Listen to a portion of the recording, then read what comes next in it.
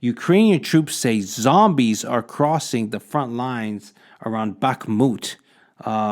Radio Free Europe went to the front lines, interviewed soldiers. They're saying that hordes of Russians are just crossing every single day over. You're talking Civil War style battles, Agapito, with the freaking bayonets just running into the front lines. Heavy machine gun fire, artillery, they're just mowing them down. Sometimes they get caught in spots. They're crawling over dead bodies to smoke a cigarette. They're just in, no matter what you do, they keep coming. They say you shoot the guy next to them, they just keep coming like zombies. A few of the captured soldiers confess of terrible executions daily for people who are about to desert or don't want to go to the front lines. They threaten their families. These are people that are literally captured in Russia and just sent through basically no training, right? There has been people that have really actually deserted, put up the white flag. Recently, a guy that deserted and went to fight on the Ukrainian side was recaptured by Wagner Group. This is where it really gets grisly. They tortured the guy. They put his head in a vise and recorded themselves smashing with a sledgehammer. This wasn't to scare Ukrainian troops. It was to scare their own troops into keeping with this cannon fodder, just throwing bodies at the front line. And this is Mother Russia. This is where, I've been critical of Russia. I've been critical of Ukraine. Because Ukraine has done ethnic cleansing against the Poles in the 40s. They do have neo-Nazis over there. They've been absorbed into the military. But ultimately, how Russia is treating their own people it's just unspeakable. Unspeakable. And this is Mother Russia. The fact that they call it Mother Russia. I think of all the mothers that have lost sons that have been conscripted and just thrown to the front lines without the right training or equipment to actually fight this war.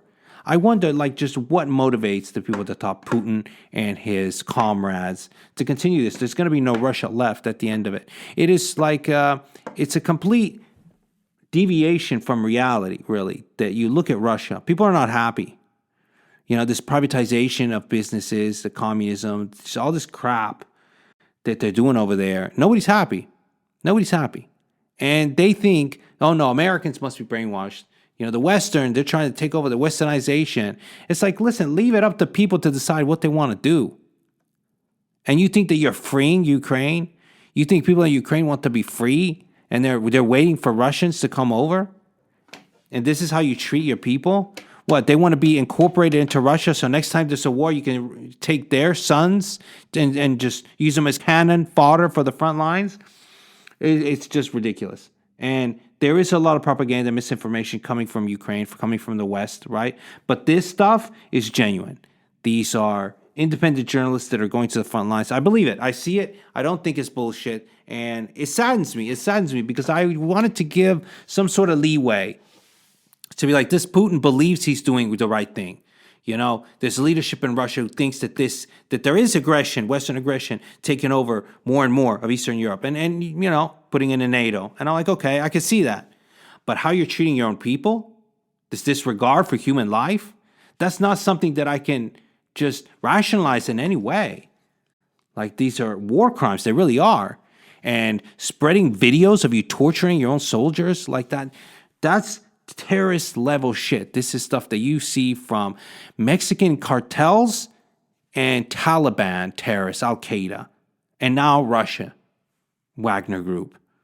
That's not good company that I would want my name to be mentioned in.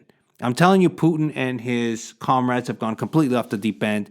It's off boards. I would not be surprised at this point if it got to nuclear weapons because they don't care. They don't care for their own lives, the lives of their own children and soldiers. Why would they care for the lives of anyone else?